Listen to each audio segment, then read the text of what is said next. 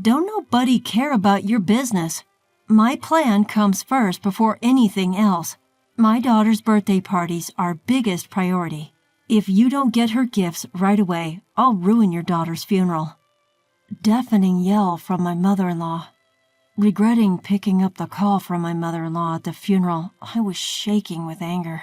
"My name is Amy. I'm a housewife in my mid-40s with a daughter who's in high school.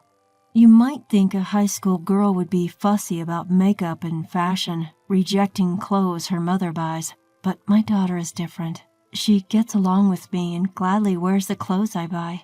She's a considerate and kind girl, but she's not like most girls her age. She can't lead a normal life, putting on makeup, dressing up, falling in love, and enjoying her student life. It's tough. Are you okay? Your fever, yeah, it's a bit down. Want to eat something? I'm not hungry. I don't want anything." "You shouldn't say that. If you don't eat, you won't have any energy. I'll prepare some soup for you." "Okay." As I worry over my daughter who is bedridden with fever, I continue the household chores. My daughter Hannah is sickly and suffers from a weak constitution. There's a medical term for what she has, but I'm not going into details here. A week after Hannah was born, her umbilical cord fell off and blood gushed out of her.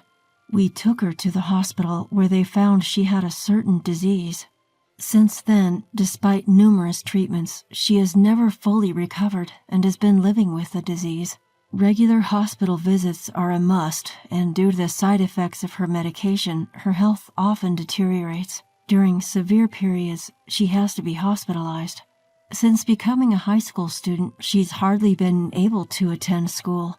By any standard, it's unlikely that she'll graduate at this rate. Nevertheless, Hannah goes to school on days she's well. On those days, she tries to be like a normal high school girl, fussing over her hairstyle, which brings a smile to my face. She doesn't wear makeup because it's against the school rules. A diligent and good girl. Even when she's suffering from illness, she strives to live with a cheerful spirit. I am proud to have a daughter like her. My husband is equally smitten with our daughter. If she becomes bedridden, he's quick to say, "I'll take the day off work and look after her." Of course, I have to give him a little push and send him off to work. We need him to keep bringing home the bacon or we'll fall into a financial crisis. When I assure him that I'll take good care of Hannah, he reluctantly heads off to work. That's our everyday life. We're worried about our daughter, but our family is in good spirits and I have a strong bond with my husband as well. I was blessed living a peaceful life. But there was one person who wasn't pleased with our situation. Hannah's running a fever again.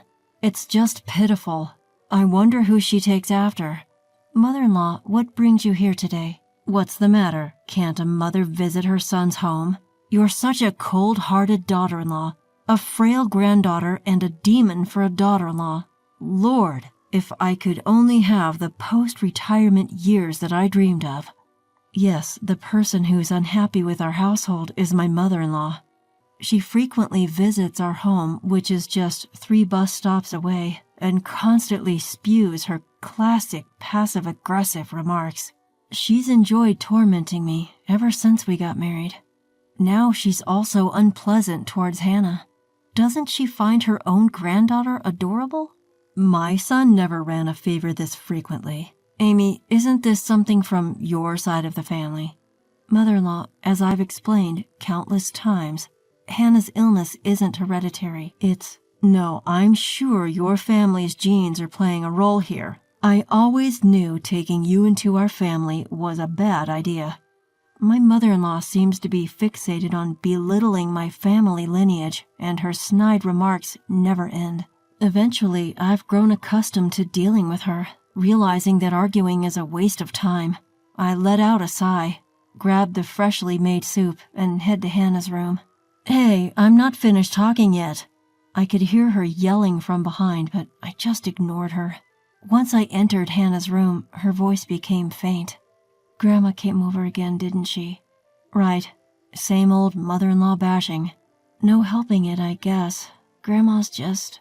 My daughter Hannah lets out a wry smile. but I know she understands. There's no way she can't hear my mother-in-law's loud voice. Yet Hannah never speaks ill of her grandmother. On the contrary, she'll make a guilty face and say, "I'm sorry, Mom, it's because of me." Hannah, it's not your fault at all. She's not at fault in the slightest, yet Hannah apologizes to me. I don't want her to feel this way, so my husband and I always greet her with smiles. We create a cheerful atmosphere, not wanting her to dwell on negative thoughts. But my mother-in-law destroys that atmosphere in an instant. As I hug Hannah tightly, I bite my lip. Her thin body, so unlike a healthy high school girl. Feeling Hannah's warmth, I feel a sense of relief, but also realize that I must start keeping a distance from my mother-in-law. Days occupied with taking care of my frail daughter. On the rare days she goes to school, I worry non-stop. I took back our house keys from my meddling mother-in-law. Days filled with endless quarrels with my ranting mother-in-law. My husband working hard for our beloved family. My laughing daughter, Hannah. Despite everything, they were peaceful days, and I thought they would last forever. I don't know why I believed that. There's no such thing as forever. Everything that begins must also end. On a rainy summer day, Hannah fell ill. Unrelenting heat. The doctor looked grim as he reviewed the test results. I held my trembling daughter, Hannah, in my arms, and then she was admitted to the hospital. Summer vacation had begun, and by the time it ended, Hannah was still in the hospital, still receiving treatment. Those were incredibly difficult and painful days. Hannah looked like she was suffering so much. Even so, I believed she would recover. She would surely get better. More than anything, Hannah herself believed that. But Hannah passed away. "Dad, Mom, I love you." Those were her last words before she embarked on her far-off journey. Looking up at the dreary sky as the autumn rain continued to pour, I was in tears. The tears wouldn't stop. It was raining during the funeral, too. It felt like the sky was crying for me, as I was too busy to even shed tears. The tears I shed on the day Hannah passed away have now dried up. I was that busy. My husband, too, had taken time off of work and was rushing around. I was swamped with contacting relatives and Hannah's school. That's the only way I could cope. I couldn't stand it unless I was busy. The loss I felt from losing Hannah was that immense. Many people came to the funeral in the rain. Even though she didn't go to school much, many of her friends came to pay their respects, and they all cried. There were kids who screamed and cried out in disbelief. Some broke down crying, saying they would love her forever. Watching them, I felt a perverse sense of happiness. Everyone loved Hannah. Knowing that she was a child who was so loved, I couldn't help but feel happy. Many people spoke to me, and they all praised Hannah. My parents hugged me as they cried. I couldn't help but break down in tears. It was then that my phone, which was in the pocket of my black funeral attire, vibrated.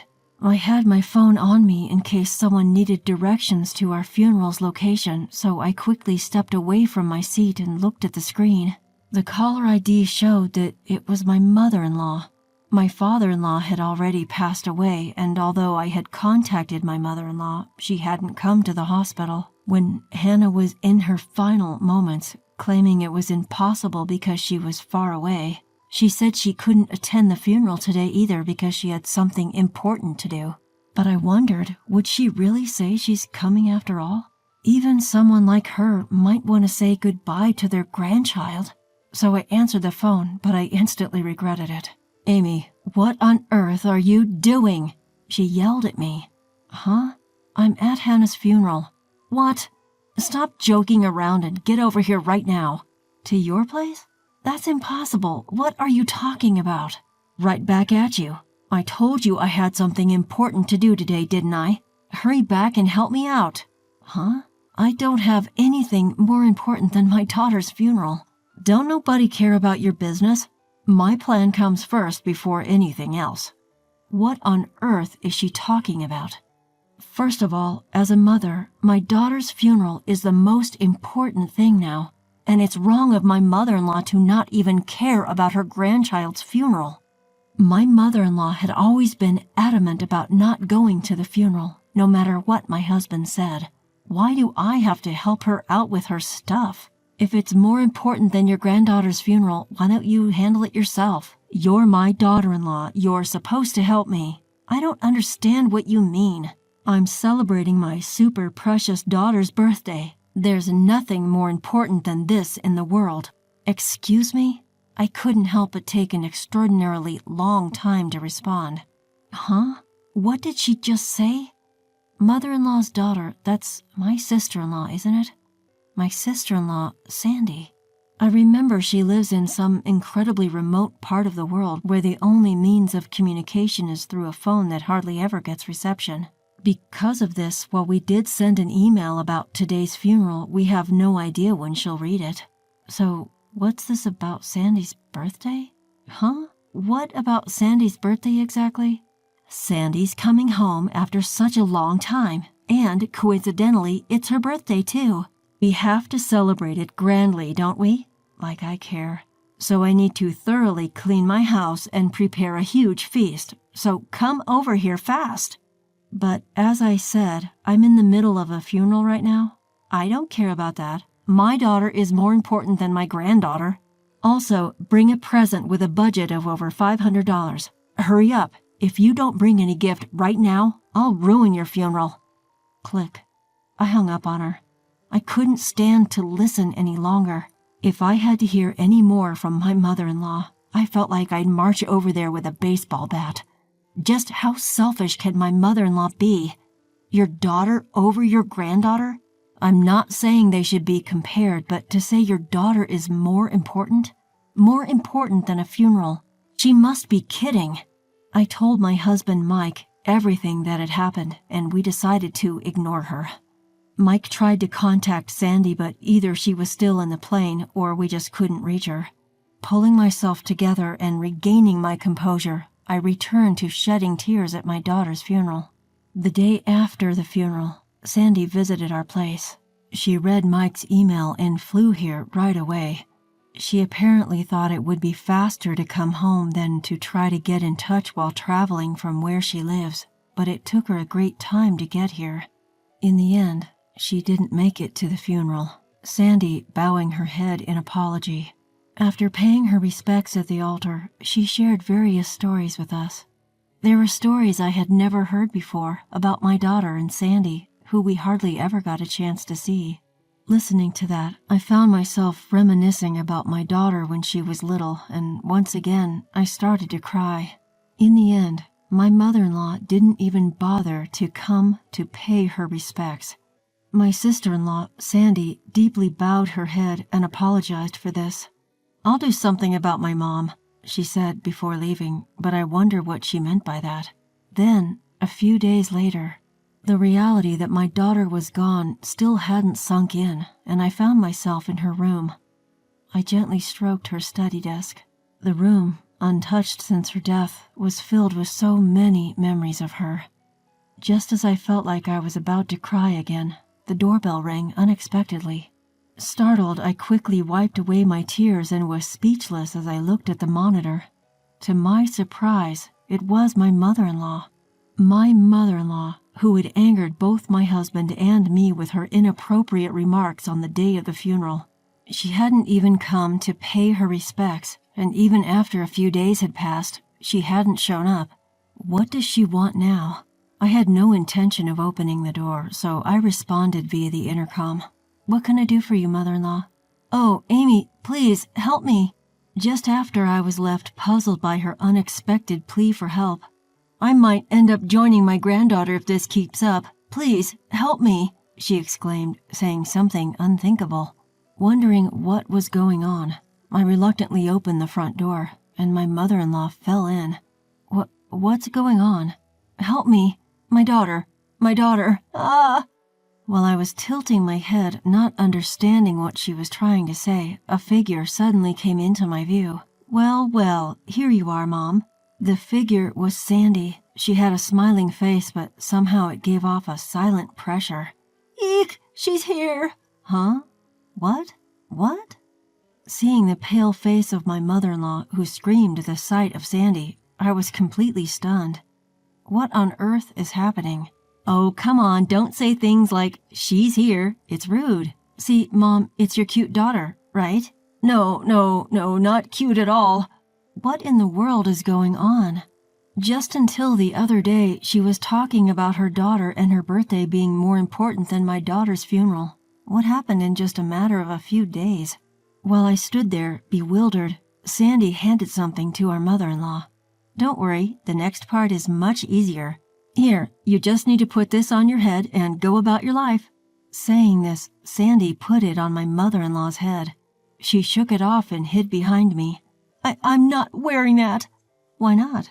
People will think I'm a weirdo if I walk around with that on my head. Wondering what on earth it was, I looked at the object that had fallen to the floor. It was a mask. Not the kind of mask you would see at a fair, but something, I don't know, a mask that you might see worn by a tribe living deep in Africa during some strange ritual. The kind of thing a shaman might like. And why does Sandy have something like this? Why put it on my mother-in-law's head? This mask is used for fortune-telling where I live, Sandy explained in response to my question. It has an interesting look. It's a great craft work that has been passed down since ancient times. I was stunned. Well, yeah, looks like it.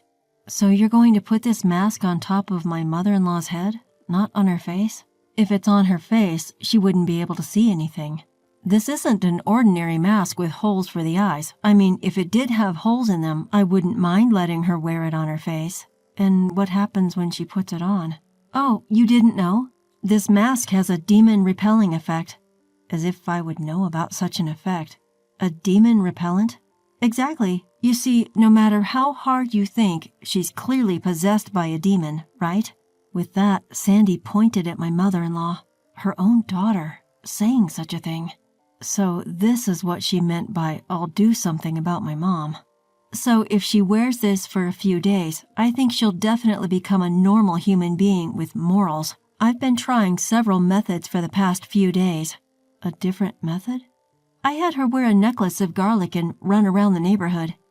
Isn't that for vampires, not demons? Or are vampires also demons? I'm not quite sure, but oh well. But what's with the running? Is that why my mother-in-law has been looking so worn out? That must have smelled terrible. Garlic isn't that bad unless you cut it open, you know. That's not really the point, but that's beside the point. The issue is that she wore that and spent a few days, that she was running. I really wish I could have seen that scene. Do you want to see the pictures? Oh, yes, please. Sandy has pictures. What a pro. You guys, what are you so happy about?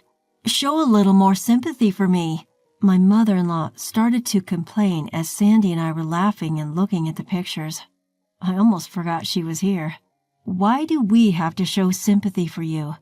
Sandy looked up from her phone and glared at my mother-in-law. Why? Because you're my daughter. If you want sympathy from your daughter, why don't you become a person deserving of sympathy? Do you think there's anyone else as sincere as I am? Where's the good in someone who dismisses their grandchild's funeral as whatever? Sandy exclaimed, her mouth wide open in anger. When I rushed home and came back for my niece's funeral, I find you here just lounging at home. And when I asked if the funeral was over, you boldly said you didn't go. I thought maybe you were sick, but you were just doing push-ups to show how fit you were. Push-ups? She wouldn't even go light an incense at the wake. I don't care about my birthday. Screw that. What are you talking about? It's a parent's duty to celebrate their child's birthday. I've never heard of a grandmother prioritizing her daughter's birthday over her grandchild's funeral. Their shouting match was getting so intense that Sandy and my mother-in-law were both panting heavily. That's why I'm saying we need to cleanse this rotten character of yours that's like you've been possessed by a demon and start over. Sandy cried out at the end, tears suddenly rolling down her cheeks. It's pitiful that Hannah had a grandmother like you. Her words stuck in my throat. Ah, Sandy loved my daughter too. Even if the time they spent together was short, there was no doubt that Sandy loved my daughter. Holding back the tears that threatened to spill, I stared hard at my mother-in-law. She faltered for a moment under my gaze. Mother-in-law, what is it? You didn't do anything for my daughter when she was alive, did you? And I'm not talking about giving her stuff. You didn't even care about her, did you? So what if I didn't? There's no way I could have doted on such a frail child just because she's my granddaughter. But my daughter, she adored you. Huh? At my unexpected words, my mother-in-law was at a loss for words. I told her to wait a moment and went back into the house. From my daughter's room, I took that and returned to my mother-in-law, who was still at the entrance. Then I handed her a letter. What's this? It's a letter from my daughter to you. Eh? My mother-in-law looked back and forth in surprise between me and the letter. In my hand was a letter, certainly addressed to Grandma in my daughter's handwriting. My mother-in-law tentatively opened it and checked the content. As she read on, her eyes widened, and before we knew it, tears were welling up. No, I didn't do anything for Hannah. I was never kind to her or showed her love. Crying out, my mother-in-law collapsed to the ground on her knees. Picking up the letter that fell from her hand, my sister-in-law also read it. Sorry for not being a healthy granddaughter. I'll try to be stronger, so don't hate me. I love you, Grandma. Hannah, even though she was such an unloving old woman, Hannah was a kind child. Yes, she truly was. At my murmuring, my sister-in-law nodded, tears streaming down her face. Tears wouldn't stop from my eyes either. And then, I'm sorry for being such a terrible grandmother. I'm sorry. Forgive me, Hannah. My mother-in-law was crying her heart out, bowing deep on the ground. The three of us kept crying for a long time. After that, my husband, who came home to see us crying, was taken aback. My sister-in-law explained briefly and then took my mother-in-law home. Despite her shaky steps, my mother-in-law tightly clutched on to the letter from Hannah. A few days later, my mother-in-law said she wanted to pay her respects at Hannah's memorial portrait, but I firmly declined. However, I told her it would be fine for her to visit the grave after the burial service was over, which is planned once the mourning period concludes. My mother-in-law said quietly over the phone, I'm sorry. No matter how much she reflects and regrets, I can't forgive her cold attitude towards Hannah while she was here, and certainly not what happened on the day of the funeral. I plan to continue being almost entirely estranged from her, and I guess my mother-in-law has sensed that. The pushy and sly old woman that my mother-in-law was is nowhere to be seen anymore. My sister-in-law went back overseas where she currently lives, and my husband keeps contact with my mother-in-law to a bare minimum. My mother-in-law, now leading a lonely life in her old age, has developed dementia. Luckily, we quickly found a retirement home and now she lives there. Of course, I don't visit her, and my husband only goes when it's necessary. According to my husband, who had to go to the facility recently, my mother-in-law keeps murmuring, I'm sorry, Hannah. Even hearing that, I feel nothing. No matter how many years have passed, I can't forgive her, and I don't even want to. But then I think, in my gaze is a picture of Hannah, smiling happily. If it was Hannah, that kind girl, she probably would have forgiven my mother-in-law. No, she probably never even held a grudge in the first place. She was such a kind child. Mom, I love you. I thought I heard her voice and gently wiped my eyes.